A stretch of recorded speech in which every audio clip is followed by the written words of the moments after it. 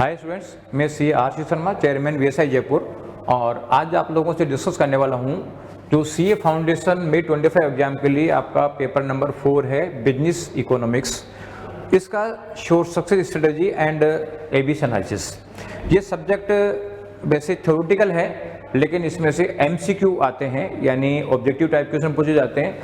तो इसमें आपको पढ़ने का तरीका यह रखना होगा कि आप ये जो आईसीआई ने जो एमसीक्यू प्रोवाइड कराए हैं, पास्ट एग्जाम के आरटीपी एमटीपी के एमसीक्यू हैं, तो आईसीआई के स्टडी मटेरियल को लाइन टू लाइन पढ़ें और लाइन टू लाइन पढ़ के उसमें देखें कौन कौन सी चीज़ों के क्वेश्चन बन सकते हैं और उनको अंडरलाइन कर रखे रखें। और साथ में जो एमसीक्यू आईसीआई ने दे रखे हैं उसको भी सोल्व कर लें, थोड़ा प्रैक्टिस करने के पर्पज से। लेकिन ये उम्मीद नहीं करेंगे एमसीक्यू पीछे दे रखे उनमें से आ जाएगा। आपको डिटेल्ड चीज़ें लाइन टू लाइन पढ़नी ही पड़ेगी, जब भी जाके पर्पज सोल्व होगा आप लोगों का। इसमें बेसिकली ये सब्जेक्ट इतना ज़्यादा टफ नहीं है, लेकिन फिर भी जो बच्चे नॉन इकोनॉमिक्स के हैं, 12th में इकोनॉमिक्स नहीं, उनको थोड़ी दिक्कत आती है। तो ऐसे बच्चे अगर पूरे चैप्टर नहीं भी पढ़ पाते हैं तो प्रायोरिटी वाइज आप पढ़ सकते हैं, यानी पहले ए कैटेगरी के चैप्टर पढ़ लें, फिर बी के पढ़ लें और फिर सी के पढ़ लें। ऐसा करेंगे तो इसका मतलब है आपको मैक्सिमम बेनिफिट मिलेगा, क्योंकि इंपॉर्टेंट चैप्टर्स है जो ए कैटेगरी में इंपॉर्टेंट चैप्टर है, जो ईजी भी है, जिनका वेटेज ज़्यादा है, वो ए कैटेगरी में रखे हुए हैं। और साथ में जो टफ है या जिसका वेटेज कम है वो सी कैटेगरी में रखे हुए हैं, बाकी चीज़ मॉडरेट चैप्टर बी कैटेगरी में रखे हुए हैं। तो आप इसके साथ ही चलेंगे तो आपको बेनिफिट मिलेगा। अब देखो इसका एबीसी का एक्यूरेसी लेवल क्या है कि जब हम बता दें ए कैटेगरी में इतने क्या आएंगे तो क्या उत्तर क्या आते हैं। तो आपको बताऊं मैं कि हर एक टाइम के लिए हम एबीसी एनालिसिस डालते हैं। जनवरी 25 एग्जाम के लिए भी हमने 18 अगस्त को एबीसी एनालिसिस डाला था। और उसमें बात करें तो उसमें हमने बताए थे ए कैटेगरी में से 50 के आए हैं, 50 के आए, बी में 35 बताए थे, 35 के आए हैं, और 85 ए और बी में और 85 के आए हैं, और इसमें 15 के तो 15 के आए हैं। तो ये बिल्कुल एक्यूरेट लेवल हो गया। हालांकि कई बार थोड़ा सा 2-4 नंबर ऊपर नीचे हो जाता है, तो वैसे कोई इतना नहीं कि साहब ये इसमें एग्जैक्टनेस आएगी तो हर बार एग्जैक्टनेस आएगी। लेकिन ये मान के चलें कि आप ए और बी कैटेगरी करेंगे तो 85 मार्क्स के क्वेश्चन इसमें से आए तो हो सकता है कि 90 के आ जाए, हो सकता है 80 के आ जाए। लेकिन मैं ये नहीं कह रखा कि आपको ए और बी करना है, आपको तीनों करना है, लेकिन पहले प्रायोरिटी ए को दो, फिर बी को दो और फिर सी को दो।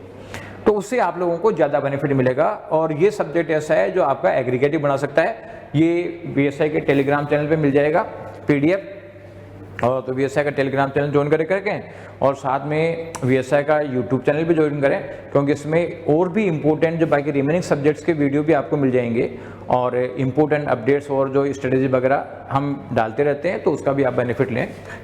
अब देखो कौन सा चैप्टर ए कैटेगरी, कौन सा बी, कौन सा सी की बात करें तो हम चैप्टर 1 ए कैटेगरी की बात करें तो चैप्टर 1 में जो 2 यूनिट है, इंट्रोडक्शन और basic problem of an economy and role of price mechanism, ये ए कैटेगरी में।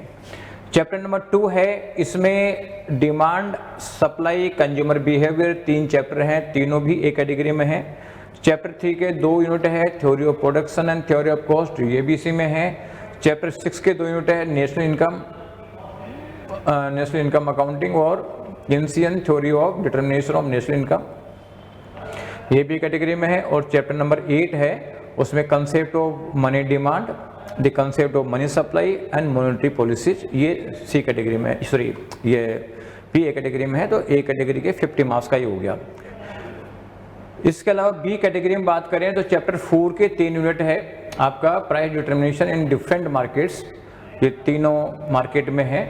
और 7 है, इसके चारों यूनिट है, public finance, physical function, market failure, the process of budget marketing और फिजिकल पॉलिसी, ये बी कैटेगरी में है। और 9th के 5 यूनिट है इंटरनेशनल ट्रेड के, तो ये पांचों भी आपके बी कैटेगरी में। तो 35 मार्क्स का बी कैटेगरी का वेटेज है। सी कैटेगरी में चैप्टर नंबर 5 है बिजनेस साइकिल और 10 है इंडियन इकोनॉमी, ये 15 मार्क्स का वेटेज इसमें।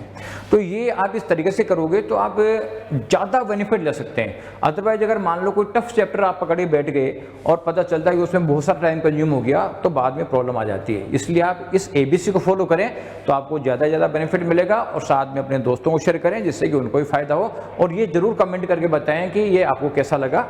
Thank you.